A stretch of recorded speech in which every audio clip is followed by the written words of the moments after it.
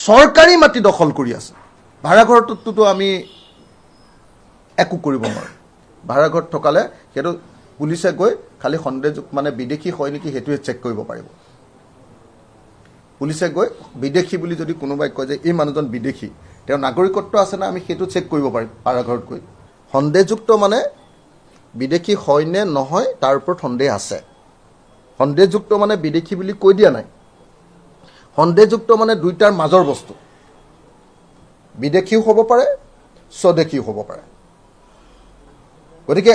সন্দেহৰ ভিত্তিত কোনো মানুহক আৰু লপাথপা দিয়াটো কেতিয়াও সম্ভৱপৰ নহয় পৃথিৱীৰ কোনো আইনে দিয়া নাই এইটো তাৰমানে মাজত হ'ব পাৰে বিদেশী হ'ব পাৰে স্বদেশী